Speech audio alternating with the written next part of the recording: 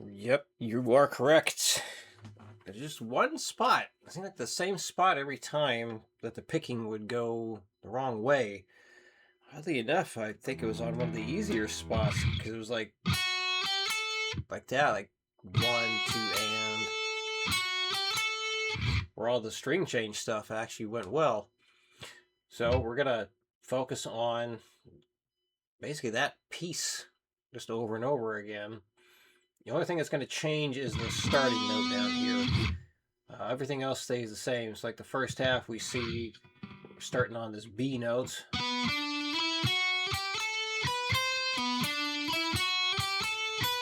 And then we change it to starting on the C note, which is basically what it is and what you did last time.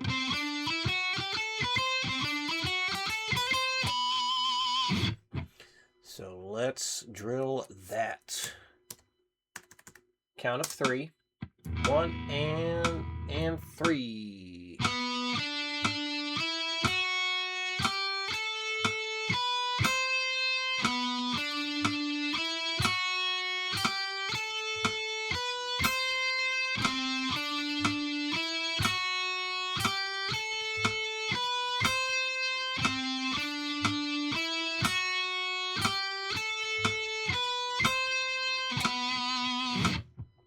On 20, 1, 2, 3.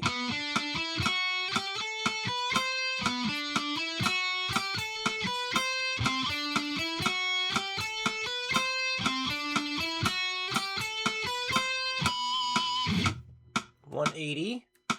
1, 2, 1, 2, 3, 4. Not 4. 1, 2, 1, 2, 3.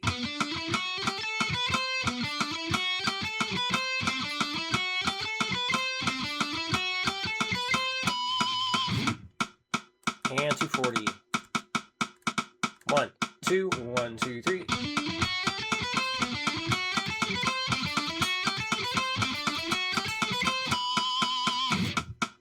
There we go. Okay. So, theory assignments. So all the chord stuff that you said is a review. Good. Glad it's just a review. Now it's time to put it into some progressions you come up with. And once you fill this out, I want you to send it over. This way I can let you know if everything is in the best place possible, or if there's some other places you could move the chords in order to make it as easy as possible on yourself. So what you're going to do is, I'll give an example here. So the string you start on is at the end here. So this progression would start on the E string, the low E string. This progression, next progression is going to start on the A string.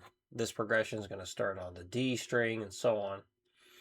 So that doesn't mean every chord starts on the E string for this first one. That just means the first chord needs to start on the E string. But so I don't give everything away, let's pretend it says start on the A string. So I'll fill this in for example. So you got the Roman numerals telling you what chord to use. So you're going to, and actually I need to change this to show everything that needs to happen here.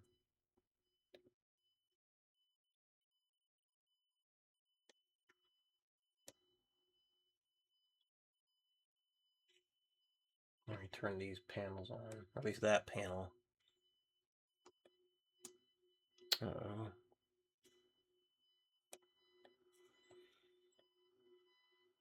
Hitting the wrong buttons here.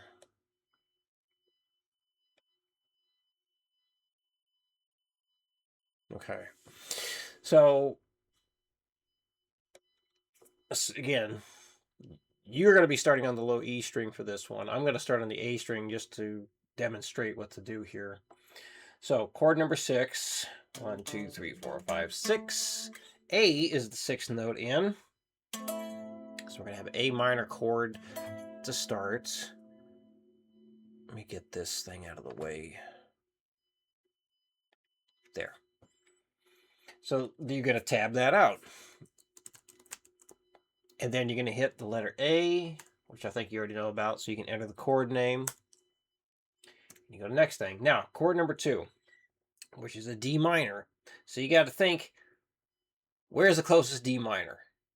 And when you have the full progression in here, you also need to make sure that, and you're also going to do this with a repeat, does everything stay close to each other?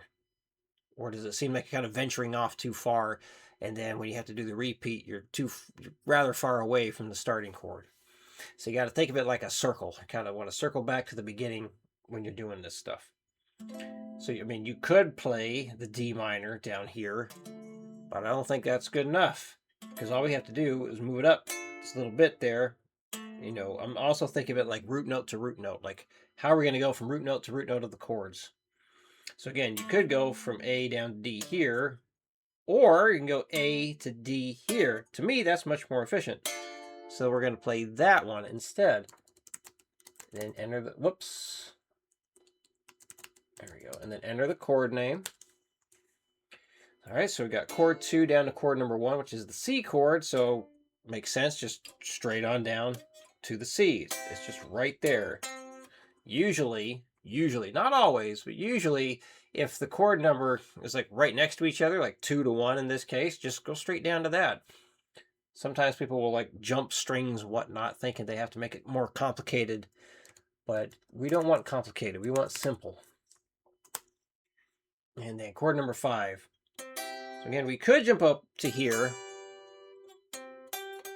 And some people probably do that, thinking like, okay, well, I come up to here, that means I'm in the same fret for the going back to the start. But that also involves like a string change or a string skip for the root note, which I'm usually not a fan of. I like to avoid it when possible. And then that would involve the chord progression being like this.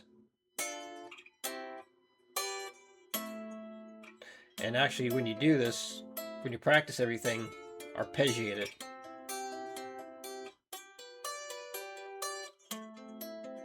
And yeah, you could do it that way. It's not the worst thing.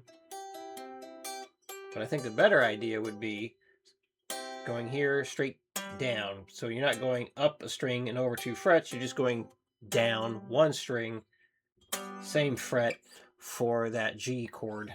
So I'm going to go that way, because to me, that feels like a more efficient path.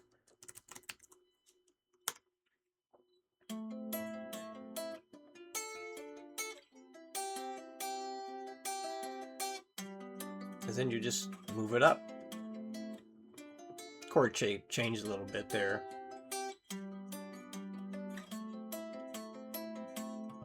You don't have to finger pick it. I'm just, picks down there. Felt easier just to finger pick it. And then one last step. You're going to go back to the start of that progression. And then 2 ways you can do this. You're going to input the mode name.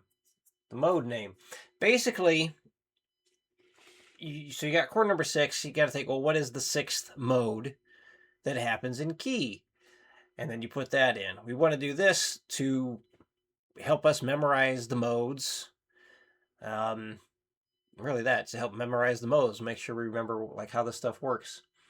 So I use the keyboard shortcut, which is you're going to hold Shift and Insert. So Shift and Insert brings that up. And then you can hit the Tab key, which puts you where you need to be. And then you put in the mode name, in this case, Aeolian. So it's important you put in the root note. Put the root note in. Don't just say Aeolian. You want to say Aeolian. So what's the other way you could do it? This right here, right next to the text, you can turn it on, or you can add it by clicking on that A in the box right there. But yeah, the keyboard shortcut is Shift plus Insert. So hold down Shift, hit Insert, and then that brings up this. And again, you can just hit the Tab key to move over to where you're going to type in the mode name, or of course you can just click in there, whichever you prefer. But I'm going to remove that now so you can do it. And then, actually, let's just undo all this.